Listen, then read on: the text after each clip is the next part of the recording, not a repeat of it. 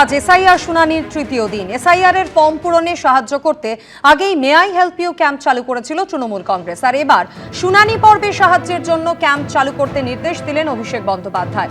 প্রতিটি শুনানি কেন্দ্রের বাইরে আজ থেকেই ক্যাম্প করতে হবে। বিএলএ 2 কে বলবো শুনানি পর্বে উপস্থিত থাকুন, এটা যুদ্ধের সময়, আমরা 1 ইঞ্চি জমিও ছাড়তে পারি না। ভার্চুয়াল বৈঠকে গতকাল এই বার্তা দেন অভিষেক বন্দ্যোপাধ্যায়। সূত্রের খবর, গতকাল এসআইআর ইস্যুতে লক্ষাধিক নেতাকর্মী এবং বিএলএ 2 দের নিয়ে ভার্চুয়াল বৈঠক করেন অভিষেক বন্দ্যোপাধ্যায়।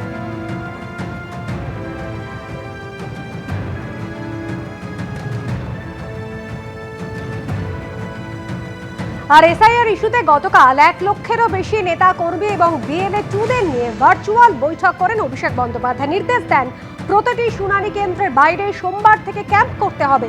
চেয়ার টেবিল নিয়ে বসুন, বিএলএ 2 কে বলবো শুনানি পর্বে উপস্থিত থাকুন, এটা যুদ্ধের সময়, আমরা 1 ইঞ্চিও জমি ছাড়তে পারি না। তিনি আরো বলেন, এদের ষড়যন্ত্র আরো গভীর। ফের কার্যত ম্যান মার্কিং এর নির্দেশ দিয়ে অভিষেক বন্দ্যোপাধ্যায় বলেন, আরো 1.5 মাস বিএলওদের ছায়াসঙ্গী হিসেবে থাকতে হবে।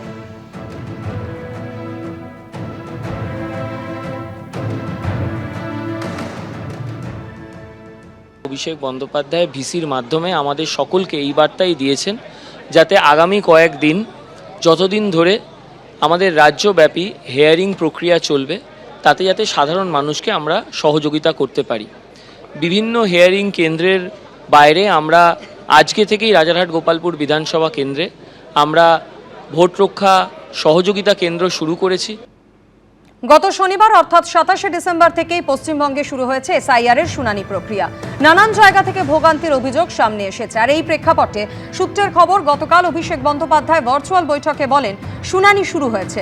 10 থেকে 15,000 মানুষকে একসঙ্গে ডাকার ফলে অনেকেই সমস্যায় পড়েছেন। নির্বাচন কমিশন চায় যে অনেকে হতাশ হয়ে চলে যাক, যাতে তাদের নাম বাদ দেওয়া যায়। শুনানিতে যারা যাচ্ছেন তাদের সাহায্য করার জন্য ক্যাম্প করুন। বিএলএ 2 কে বলবো শুনানি পর্বে উপস্থিত থাকুন। ভোটের সময় যদি এজেন্ট থাকে তাহলে শুনানিতে কেন থাকবে না? এরা বিজেপিকে সাহায্য করতে এসব করছে, কারণ বিজেপির লোক নেই এই সমস্ত ক্যাম্পে। যে যাই বলুক, শুনানি পর্বে উপস্থিত থাকতেই হবে। আমাদের সেখানে থাকতে হবে এবং নিশ্চিত করতে হবে যে একটিও নাম যেন বাদ না যায়। এটা আমাদের কাজ। যদি কেউ বাধা দেয়, বলবেন লিখিত নির্দেশিকা দেখার, প্রয়োজনে ভবিষ্যতে আইনি ব্যবস্থা নেব। এরা কোনো কিছু লিখিত দিচ্ছে না, এখানকার বাবুদের নির্দেশে এসব হচ্ছে, এমনই বার্তা দিয়েছেন অভিষেক বন্দ্যোপাধ্যায়।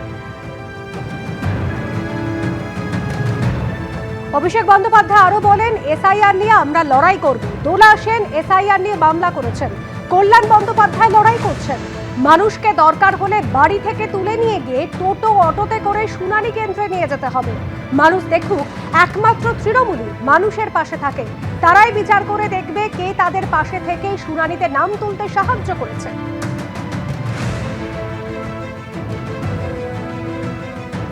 অভিষেক বন্দ্যোপাধ্যায় এই সমস্ত বক্তব্য, তার নির্দেশ বিএলএ 2 দের উদ্দেশ্যে, তখন বিজেপির তরফ থেকে কি প্রতিক্রিয়া শোনাব।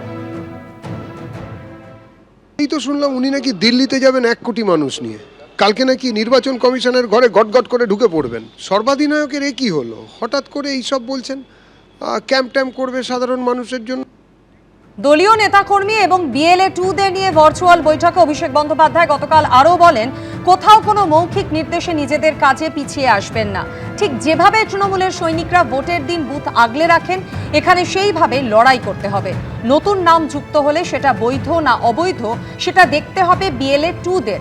বাড়ি বাড়ি গিয়ে ঘুরে সব বাদ দেওয়া নামের বিষয় খতিয়ে দেখতে হবে। আগামী 6 সপ্তাহ ভোট রক্ষা শিবির সক্রিয় রাখতে হবে।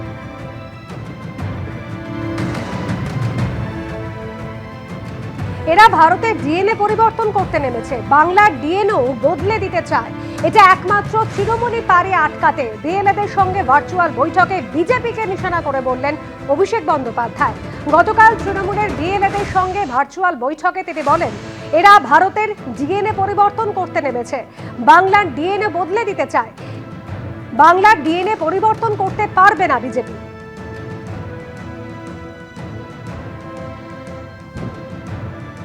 বাংলার মানুষ এগুলো নিয়ে একদম উৎসাহিত নয়। গভীরতা, টবিরতা, ষড়যন্ত্র, এইসব তত্ত্বকে নস্যাৎ করে বাংলার মানুষ শুধু অপেক্ষা করছে কখন ভোটের দিন আসবে তৃণমূলকে হারানোর জন্য সে বোতাম টিপবে। তৃণমূল হারছে, তৃণমূল হারবে, তৃণমূল হেরে গেছে। অভিষেক বন্দ্যোপাধ্যায় আরও বলেন, এসআইআর চলাকালীন শয়ে শয়ে অনুপ্রবেশকারীকে বাংলাদেশে ফিরে যেতে দেখা গেছে, কিন্তু খসড়া তালিকায় বাদ যাওয়া 58 লক্ষের মধ্যে কতজন বাংলাদেশি তার কোনো পরিসংখ্যান প্রকাশ করা হয়নি। সূত্রের খবর এমনই বলেছেন অভিষেক বন্দ্যোপাধ্যায়। পাশাপাশি তিনি এটাও বলেছেন, আমি আনন্দের সাথে জানাচ্ছি যে নির্বাচন কমিশন বিজেপির 1 কোটি রোহিঙ্গা এবং বাংলাদেশি সংক্রান্ত দাবির বেলুনটি চুপসে দিয়েছে।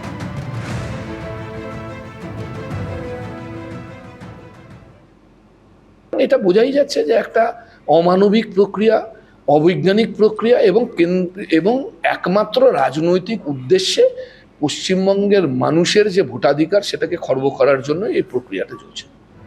অভিষেক বন্দ্যোপাধ্যায়ের বক্তব্য, বিজেপি বাংলার ডিএনএ পরিবর্তন করতে চাইছে এবং সেটা একমাত্র তৃণমূল কংগ্রেসে আটকাতে পারে। এই নিয়ে শুভেন্দু অধিকারী কি বললেন শোনাবো। রোহিঙ্গা বা বাংলাদেশি মুসলমান তারা আনম্যাপেও যেমন আছেন, প্রয়োজনী ম্যাপিংয়েও আছেন। সেটা তো খোলেনি ইলেকশন কমিশন, সেটা খুললে তখন বুঝতে পারবেন কে রোহিঙ্গা আর কে বাংলাদেশি মুসলিম আর কে ভারতীয়। সূত্রের খবর, এসআইআর প্রক্রিয়ায় পরিযায়ীদের সমস্যার কথা তুলে ধরতে গিয়ে অভিষেক বন্দ্যোপাধ্যায় বলেছেন, পরিযায়ী শ্রমিকদের সশরীরে উপস্থিত হওয়ার কোনো বিজ্ঞপ্তি জারি করা হয়নি। প্রধানমন্ত্রী যদি বাংলায় এসে ভার্চুয়াল বৈঠক করতে পারেন, তাহলে ভার্চুয়াল শুনানি কেন হতে পারে না?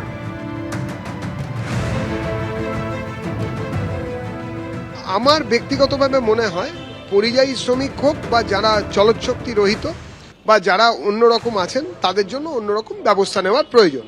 কিন্তু যেভাবে কমিশনকে বারবার কাঠগড়ায় দাঁড় করানোর চেষ্টা করছে তৃণমূল কংগ্রেসের মালিক থেকে শুরু করে সামান্য কর্মী অবধি, এইটা বোধহয় সংবিধানের সঙ্গে ঠিক ব্যবহার করা হচ্ছে না। অভিষেক বাবুই হন বা যিনি হন না কেন, তাদের থামা দরকার। আজ নিউ টাউনে দুর্গাঙ্গনের ভিত্তিপ্রস্তর স্থাপন করবেন মমতা বন্দ্যোপাধ্যায়। তার আগে দুর্গাঙ্গন নিয়ে রাজনৈতিক বিতর্ক। এক্সপোস্টে চাঞ্চল্যকর দাবি করেছেন শুভেন্দু অধিকারী, যার পাল্টা জবাব দিয়েছে তৃণমূল। আমরা দুর্গাঙ্গন করছি রাজারহাটে। মুখ্যমন্ত্রীর পূর্ব ঘোষণা মতো নিউ টাউনে তৈরি হচ্ছে দুর্গা অঙ্গন। সোমবার নিউ টাউন অ্যাকশন এরিয়া 1-এ তার ভিত্তিপ্রস্তর স্থাপন করবেন মমতা বন্দ্যোপাধ্যায়। কিন্তু তার আগে প্রস্তাবিত দুর্গাঙ্গন নিয়ে নতুন করে রাজনৈতিক বিতর্ক তৈরি হলো। এক্স হ্যান্ডেলে এই ভিডিও পোস্ট করে শুভেন্দু অধিকারী লিখেছেন, পূর্ব ঘোষণা অনুযায়ী আগামীকাল 29শে ডিসেম্বর নিউ টাউনে দুর্গাঙ্গনের শিলান্যাস করার কথা মুখ্যমন্ত্রী মমতা বন্দ্যোপাধ্যায়ের। বিগত 2 মাস ধরে রীতিমতো টেন্ডার ডেকে তোলামুলি সিন্ডিকেট চক্র ঘনিষ্ঠ ব্যবসায়ীদের সংস্থাকে বরাত দেওয়া হয় মাটি ভরাটের কাজ করানোর। কিন্তু হঠাৎ বিপত্তি। কানাঘুষো শোনা যাচ্ছে যে সেই জমি যখন অধিগ্রহণ হয়েছিল তখন সেখানে জমির মালিকানা কিছু মুসলিম ব্যক্তিদেরও ছিল। তাদের পরিবারের ও স্থানীয় বসবাসকারী মুসলমান সমাজের আপত্তি, কেন তাদের অধিকৃত জমিতে সরকারি অর্থে হিন্দু ধর্মস্থল নির্মাণ করবে সরকার। এবার ছুঁচো গেলার অবস্থা হয় মাননীয়ার। তাড়াতাড়ি স্থান পরিবর্তন করে বর্তমানে দুর্গাঙ্গনে স্থান নির্ধারণ করা হয়েছে নিউ টাউনের বাস স্ট্যান্ডের পাশে। এবারের চিহ্নিত জমি শিল্পের জন্য নির্ধারিত ছিল। একটা জায়গাতে সরকারি টাকায় মন্দির না বলে দুর্গাঙ্গন বলে শিলান্যাস করতে যাচ্ছেন। প্রথমে স্বাস্থ্য ভবনের জায়গায় টেন্ডার ডাকা হয়েছিল, স্বাস্থ্য ভবন হওয়ার কথা ছিল যে জায়গায়। তারপরে সেই জায়গা থেকে সম্ভবত মুসলিমরা আপত্তি করেছে বা ঘরের ওই আপনার যারা জায়গা দিয়েছেন তারা আপত্তি করেছেন। শুভেন্দু অধিকারী নিজেই প্রমাণ করলেন যে আসলে ধর্মটাকে নিয়ে ওনারা রাজনীতি করেন। যদি ওনারা যেই হিন্দুত্বের কথা বলছেন, তাহলে তো দুর্গা অঙ্গন হলে বিজেপির সবচেয়ে বেশি খুশি হওয়ার কথা। বিজেপি তার মানে হিন্দুত্বের প্রচার হচ্ছে বলে খুশি হচ্ছে না, বা বিজেপি রাজ্যের কালচারাল সেন্টারের প্রচার হচ্ছে বলে খুশি হচ্ছে না। বিজেপি খুশি হচ্ছে কারণ মমতা ব্যানার্জির সরকার আইনি জটিলতায় পড়ছে বলে। অর্থাৎ এদের কাছে হিন্দুত্ব, রাজ্যের সম্মান কোনোটাই প্রায়োরিটি নয়। আগামী বছর রাজ্যে বিধানসভা ভোট, তার আগে কার্যত শুরু হয়ে গেছে ধর্মযুদ্ধ। শিবাশিস মৌলিক ও অনির্বাণ বিশ্বাসের রিপোর্ট, এবিপি আনন্দ। এবিপি আনন্দ, এগিয়ে থাকে, এগিয়ে রাখে।